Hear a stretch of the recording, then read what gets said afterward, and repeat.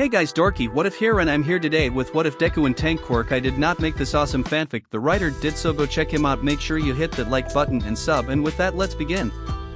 Midoriya, you have the highest score from the entrance exam, come forward, you volunteered to give an example. Aizawa says tiredly. Alright. Izuku says as he timidly steps forward. How far could you throw one of these in middle school? Aizawa asks. Around 40 meters, sir. Izuku answers. Well, now do so with your quirk. Aizawa instructs. Okay, Izuku says before turning away and raising his hands in the air. Come on, some luck please. Izuku Midoriya, quirk, random tank, summons a random tank from history to aid him, can only be used once per day, but the tank can be controlled remotely. A rather long tracked vehicle appeared with a box in the front and a stubby gun pointing out of it. Ah, come on. Izuku whines. 3 inches gun carrier? Really, a terrible modification to the Churchill tank? I don't think I could get less lucky. Hurry up. Aizawa says irritably. Fine. Izuku mutters, moving the tank into the throwing circle and rolling the ball down the barrel. Of all the tanks, it had to be one with only 10 degrees of elevation, can barely even point up. With a terrific bang, the gun is fired and the ball races out of sight, scaring the class out of their stupor. What kind of quirk is that? Kaminari shouts. 8,137 meters. Aizawa reads impassively. How is that even possible? Mina asks. Not that far, honestly. Izuku says with disappointment, if I'd gotten a better tank with a better gun and with more elevation, it would have gone way farther. Stop complaining, take this as a lesson to do your best. Aizawa interrupts, stopping the range of protests. Excuse me, Midoriya was it? Momo asks as she approaches the disappointed teen. That's me. Izuku responds. Can I have a closer look at that gun? Momo asks tentatively. Of course, I'm always happy to show off history, even if this example was only a prototype and never saw action. Izuku responds, cheer returning to his voice. I can't believe I am actually faster running than sitting on my tank for the 50-meter dash. Izuku mutters. After his race where he convinced Aizawa to give him the better of his 2 scores while racing his tank. I did it in 6.9 seconds and it took the tank 10. Unbelievable. There. Ochako says, patting the irritated boy on the head. It's alright, I'll do better next time. Izuku says kindly, feeling a bit better. Grab a grip tester, and Midoriya, if you run it over with that tank of yours I'm expelling you. Aizawa announces. Well, there goes that idea, but I have a better one. Izuku thinks aloud before grabbing a tester and climbing into his tank. There has to be something in here. He mutters. Ah, perfect. The breech. 250 kilograms. Aizawa reads, suppressing a smile as he appreciates the creativity. Won't the tank get stuck? Ida asks as he watches the Churchill gun carrier drive into the sandbox, having researched all kinds of vehicles in relation to his quirk. Not this tank. For all its weaknesses, the Churchill series has excellent ground pressure and can cross otherwise impassable terrain and climb up hills no other tank of its era could. Izuku instructs happily as he uses his tank as a bridge. Notice the many small wheels, this distributes the weight at the cost of top speed. I see. Thank you for this lesson. Ida shouts with a bow. My pleasure. Izuku replies. As the tank casually drives out of the sand. The tank proved useless for the toe touch, sidesteps, and sit-ups, partially because no one trusted Izuku's driving enough to let him push himself to a better score with a 40-ton vehicle. The distance run on the other hand was simple, with the tank pulling a solid second place behind Momo on her scooter. Oh, I have more than 10 horsepower per ton, I can go so fast. Izuku muttered as everyone assembled for the ball throw. Don't worry, you still did better than most people in class. Ochako says kindly, comforting Izuku. I know. It's just I keep thinking of what would happen if I had a light tank. I could outdo any score here. Izuku sighs. And if that light tank's gun barrel wasn't big enough for the ball? Momo asks. You're right. There are pros and cons to all tanks. Izuku says, appreciating his new classmates' attempts to cheer him up. He wondered if it was just because they were scared of the guy with a tank, but he crushed that thought. Yayorozu, you're next. Aizawa says dully. I'm sorry about this, Midoriya. Momo says as he leaves. Before Izuku could figure out why she was apologizing, Momo turns and creates a very familiar-looking gun, but on a much more versatile mount, allowing 40 degrees of elevation. I want to get mad. Izuku says as he recognizes the QF 3-inch 20 CWT anti-aircraft gun his tank was armed with. Utilizing the much improved elevation, Momo fires the ball a much more impressive 14,561 meters, though it seems she lost some range to a headwind. Can I treat you both to a meal as an apology? Momo says as she returns to the group. You don't have anything to apologize to me for. Ochako says, confused. You have been kind to him this entire time, I wouldn't want to separate you. Momo says. We accept. Izuku says before Ochako could decline. It's great to make friends on the first day. No one is getting expelled today. Aizawa says to the relief of a short purple-haired boy. Midoriya, are you taking this tank with you? No sir, I will dismiss it for the day, it's far too slow to drive on the roads. Izuku replies. Good, I didn't want to explain to Cementos about why we had to crush a part of the school wall. Aizawa says with a grumble before turning to walk away. Syllabi are on your desks. Don't waste any more time, he says loudly as he leaves. One place ahead of me, not bad. Ochako says as Aizawa leaves.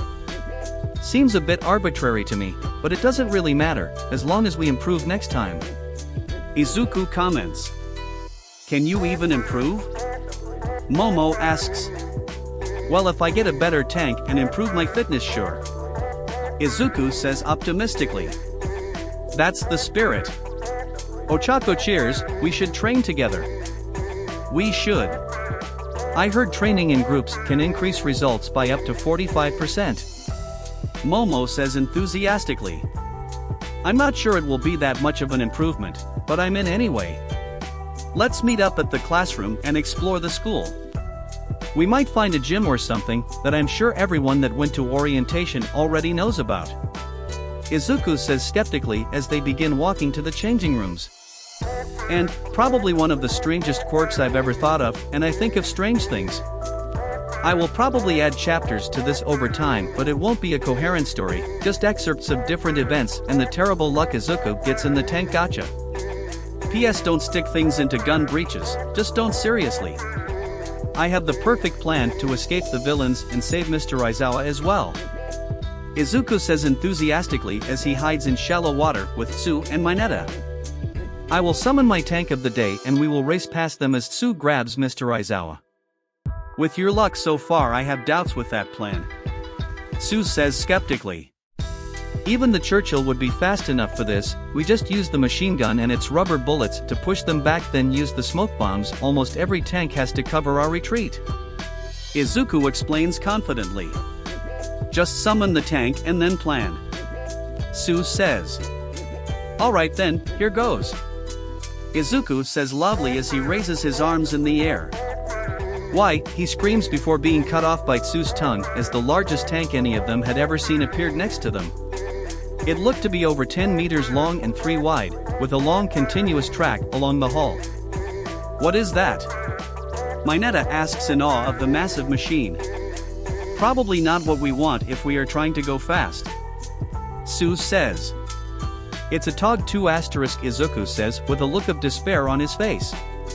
While the designers theorized that it could go 24 kilometers per hour, it never achieved even 14. So, no, we're not leaving in a hurry.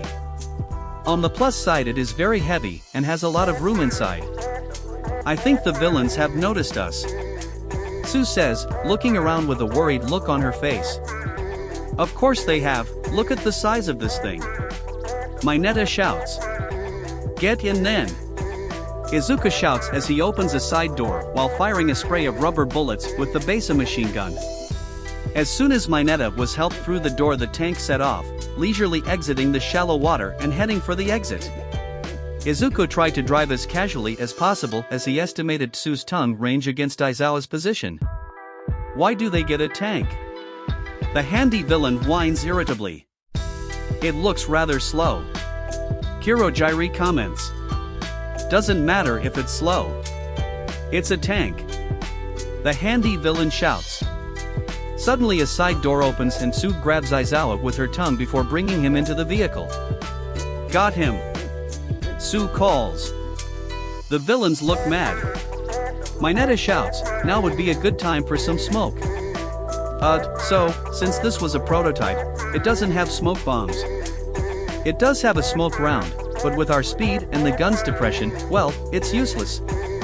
Izuku explains nervously as he demonstrates the uselessness by firing a round at maximum depression and it lands quite far away. We're doomed. Mineta whines. Loading high explosive. Izuku says stoically as the villains begin to move against them. Isn't that a lethal round? Tsu asks. Better than us. Izuku replies, struggling to maintain a calm demeanor. But the need to fire didn't arrive as the door to the USJ blasted open and All Might arrived, distracting the villains. Stay inside. We're safe in here. Izuku says with a more relaxed note as All Might begins defeating villains left and right. Shouldn't we bring Mr. Aizawa to safety? Tsu asks. We should stay here to provide shelter to any students who escape their areas. Izuku argues. Alright then. Tsu says, trusting Izuku to make the right choice. If you see Yayorozu, get her in here, she can make bandages and medical equipment for us. Izuku instructs firmly. All Might's fight was not as one-sided as the students inside the TOG would have liked, but with the intervention of Todoroki and Bakugo, All Might escaped the villain's trap. Of course none of the students opted to take shelter inside the tank, though they did use it to weather the powerful winds generated by All Might's punches, as it would take a lot more than that to move the 80-ton super heavy tank. Your secret weapon is gone, might as well surrender before you get hurt, villains. All Might says as he stands heroically in the crater he had created while launching the Nomu out of the facility. Impossible. First a tank and now All Might has beaten my Nomu, the handy villain screams. You've lost, villain. Or do you need a physical lesson? All Might taunts. Suddenly the villain rushes forward, racing for All Might with a mad smile on his face. In an instant the TOG's engine roars and it moves like no TOG had ever done before, racing towards All Might at a jogger's pace, machine gun firing a barrage of rubber bullets. Kirojiri quickly creates a portal to redirect the bullets, but in his haste he fails to notice the main gun depressing. With a terrific bang, the ordnance quick-firing 17-pounder fired a high-explosive shell directly at the handy villain's feet, sending him flying with several notable shrapnel wounds. Whoa man! Isn't that a bit much? All Might had it under control. Kirishima shouts. Before Izuku could respond, gunfire was heard from the top of the stairs. The heroes had come. Thanks for letting me hide in here. All Might says tiredly as he rests in the large crew compartment of the TOG. Of course, it's not like something this slow could help the emergency responders anyway. Izuku replies. Don't let your classmates' comments bring you down, you saved me with that shot. All Might says kindly. I won't, it's part of my quirk, sometimes villains are going to get hurt. Izuku admits. Try not to run anyone over when the press is watching, okay? All Might advises. I try not to run people over as a principal, you know how hard it is to get brains out of track links? Izuku says stoically. All Might lets out a chuckle for that one before turning to look out a viewport. We should get going. It will take some time to drive back to campus. With a grumble the TOG began slowly crawling out of the USJ. Soon though, Izuku notices a problem. The TOG was too big to fit through the door, so the responding police get the scare of a lifetime as the massive tank crashes through the wall. "Oh yeah!" Izuku shouts to All Might's confusion. "What? It just felt right. Please don't break down any more walls on the way back. We don't want people thinking we're escaping villains." All Might lectures with a sigh. "Spoil sport," Izuku says sadly. And Izuku's luck really isn't with him again. TOG2** is a wonderfully terrible tank, perfect for a fun day at the beach, but not so good in a fight. In other news, I'm surprised by the amount of tank enthusiasts reviewing. Didn't think there was a lot of geekdom overlap. But I should have known better.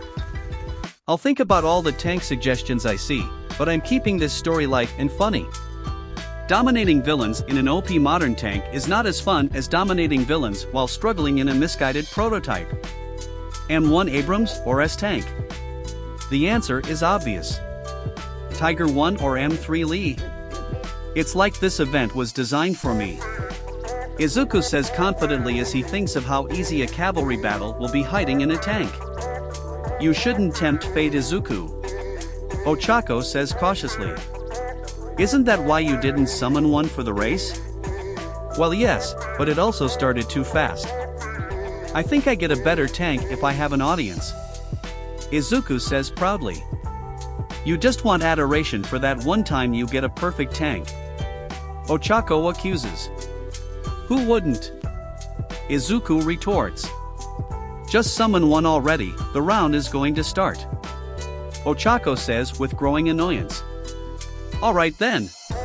Izuku shouts before raising his arms into the air. Behold!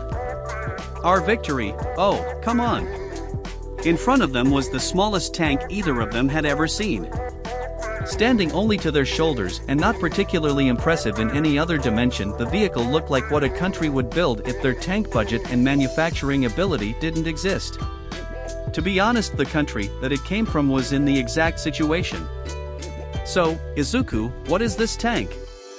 Ochako asks, pulling the boy out of his growing depression. It's not even a tank, it's a tankette, a Carro Veloce 33. Izuku mumbles. So how are we all going to fit? Ochako asks. That might be difficult. Izuku mutters before turning to Mei with the light of an idea in his eyes. I have a plan. Looks like our leader didn't get lucky with his tank of the day. Present Mike announces. He will make do. It's the crew that makes the tank after all. Aizawa says stoically. That may be true, but there are limits. That small two-seater can't beat a tiger, you know. Present Mike shouts. Knowing my student, he would make it work somehow, or face the consequences. Aizawa says. With that encouraging compliment, it's almost time to begin. Take it away, Midnight. Present Mike finishes. Start. Midnight shouts with a crack of her whip. As one, the teams converged on Izuku's tank, determined to get the 10 million before a stronger team could. Hatsum ready, Ochako ready, then let's go. Izuku shouts from his position above the gunner's seat.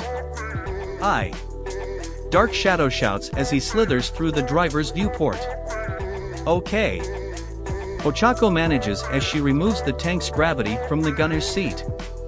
Ready. Mei shouts as she keeps a firm grip on the open gunner's hatch while floating behind the tank with her hover boots. And in an instant the world saw something they never thought they would, a tankette flying gracefully away from the converging students. That's just not fair, a 1B student complains as the tankette flies over them. Deku. Bakugo screams as he flies aggressively towards the tankette. Hatsum, Ochako.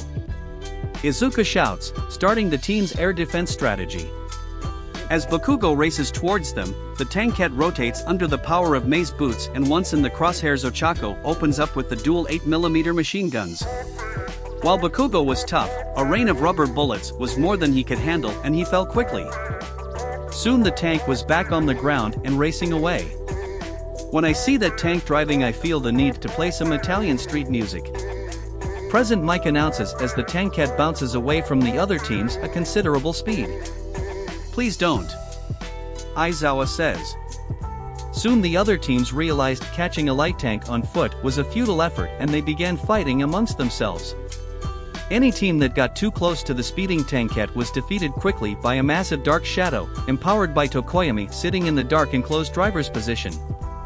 I didn't know you could drive Tokoyami, Ochako comments as they speed around the field. I can't, Midoriya is driving. I'm reveling in the dark, Tokoyami replies darkly. Not even Todoroki's formidable team was able to catch them.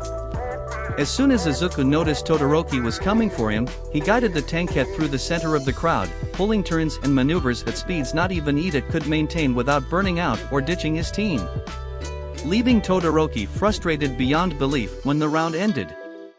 It all worked out in the end, Ochako says with relief as she climbs out of the gunner's seat.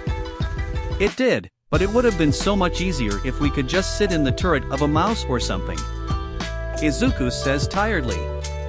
It was a ton of fun though, Mei says, clearly having enjoyed flying around the field. I must find rest in the darkness, Tokoyami mumbles as he stumbles away. I think Tokoyami didn't appreciate the wild ride, Ochako says.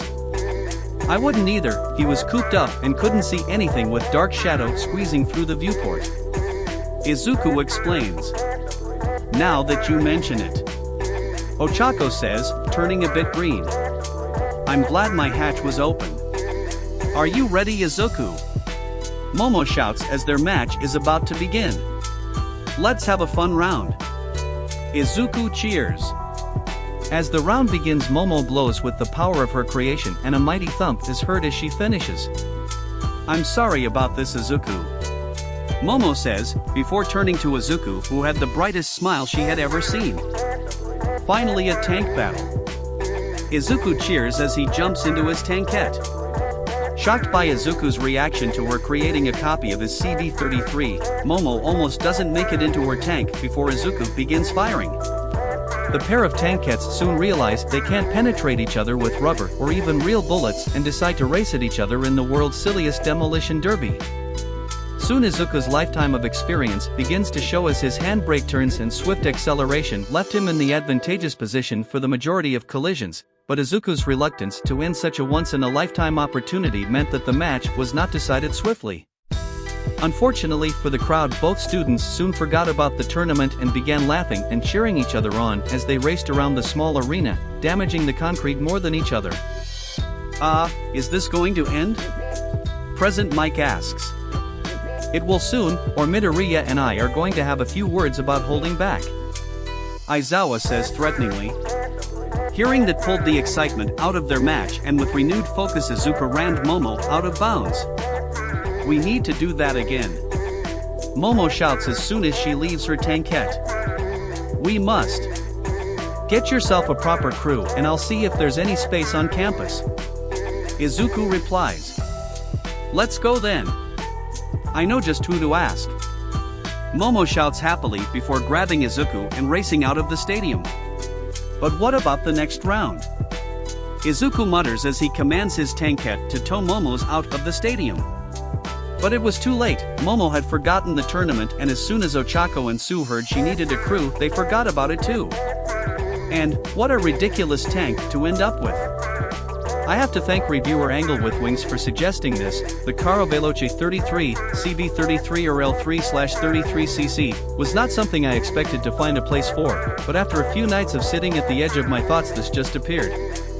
I do hope you all enjoy it as much as I am. If you need help finding an appropriate Italian song for the cavalry battle, I listened to Funiculi Funicula while writing it.